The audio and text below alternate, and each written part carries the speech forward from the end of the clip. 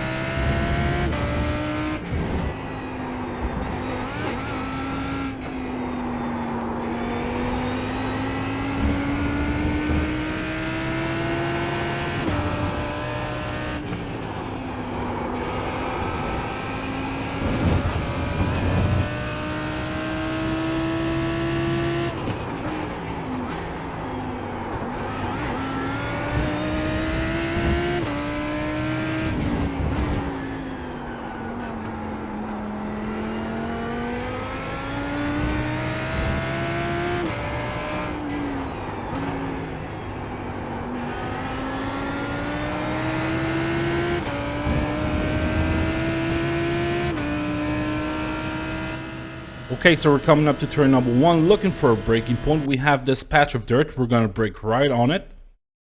So right here, maybe slightly past it if you're feeling brave or the car's getting a little bit lighter. And we're going to peak to around 80-90%, downshifting very quickly into second gear. I'm going to start to rotate the car quite early, as you can see here, but not too abruptly. So I'm slowly rotating the car in a very late downshift into first as I trail brake into the apex. The late downshift is to prevent snap oversteer, but still give you that little bit of rotation that you need right towards the apex to really turn the car around. Using all of the red stuff here, don't use the white stuff. That's going to be either an off track or will cause you to spin the car. See, I'm still trail braking, and at this point, back to the power, and I'm going to squeeze it out, so 50, 60, 70%.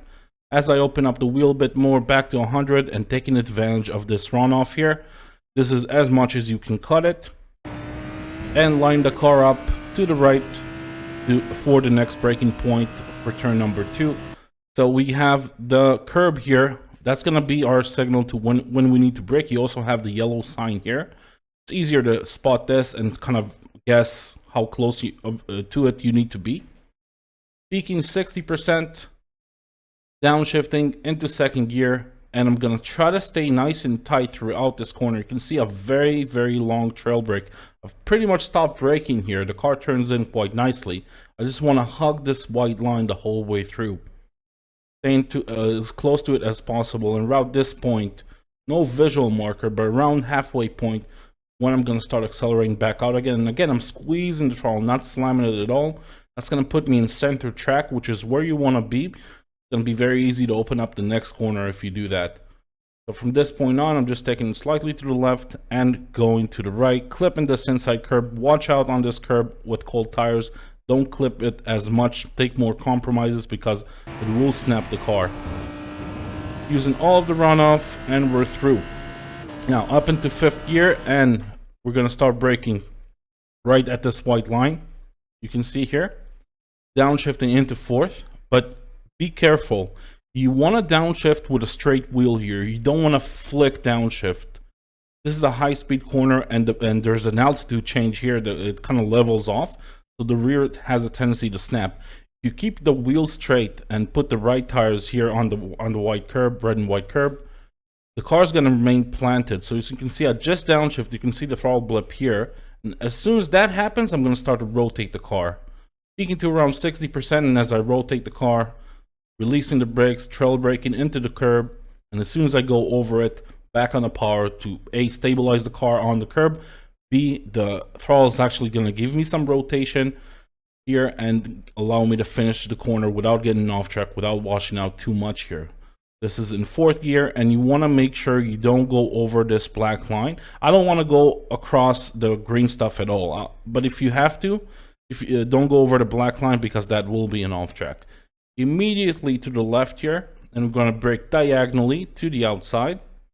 So from this point on, peaking, pretty shallow peak, around 40%, then releasing it, trail braking. We're going to initiate the turn in early.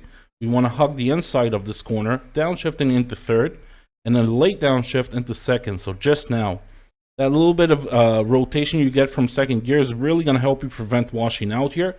Try to do it too early, you could snap.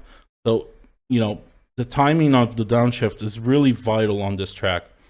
Trail braking for a little bit while longer. Now rolling pretty much into the corner and starting to squeeze the throttle back out again on the exit. The 40, 50, 60%.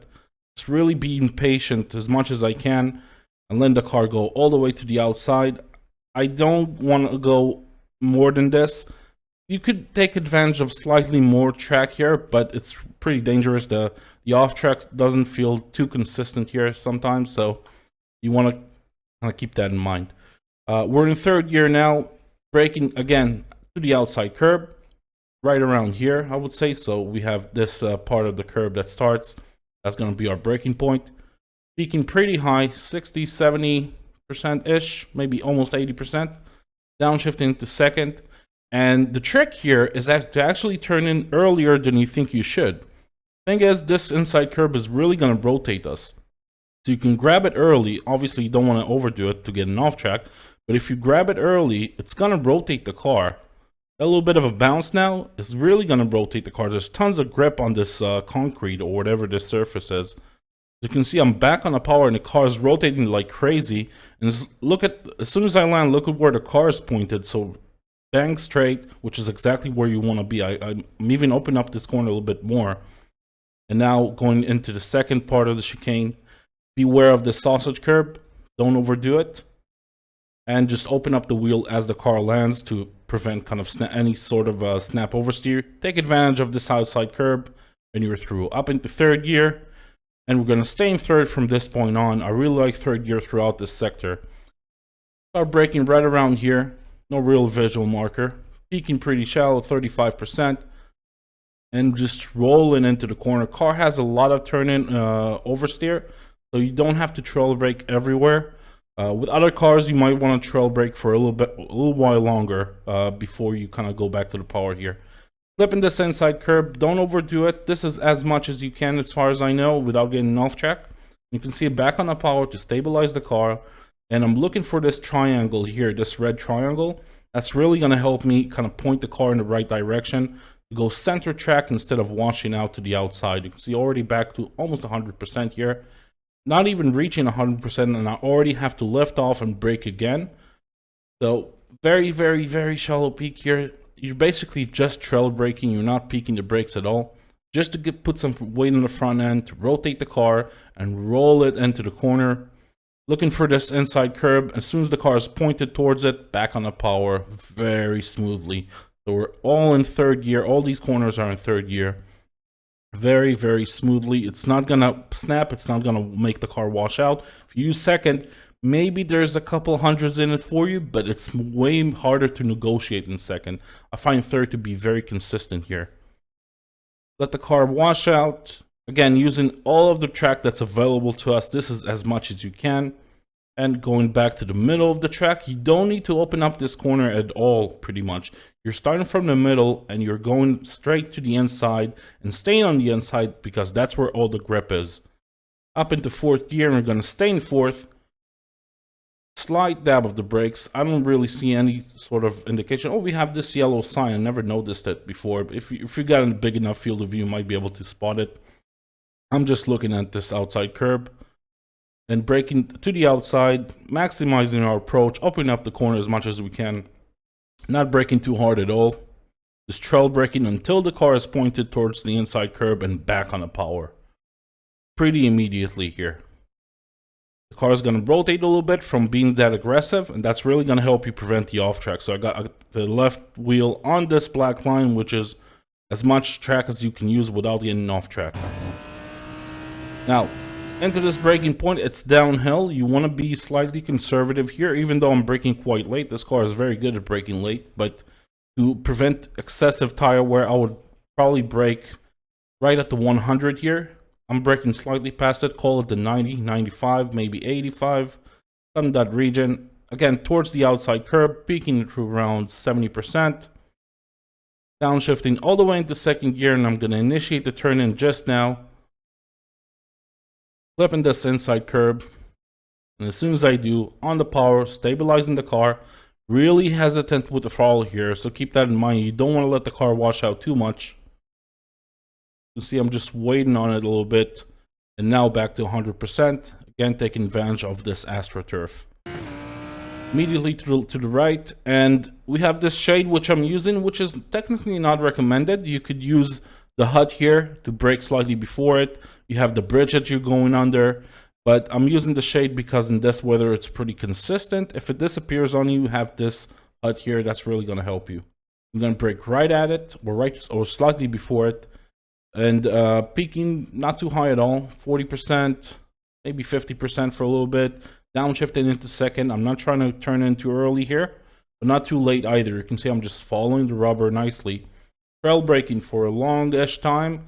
So from this point on, I can see the car wants to rotate. I just want to hug this white line. So I'm going back to the power a little bit to stabilize the car. See, I'm modulating the throttle and the brake a little bit just to make sure I'm nice and tight on this inside line. Now starting to accelerate back out again, just squeezing it slowly, gently. Opening up the wheel back to 100% and taking advantage of everything this track has to offer. So all the way to the outside here, and immediately back to the left. Up into third gear, and we're gonna rotate the car very early.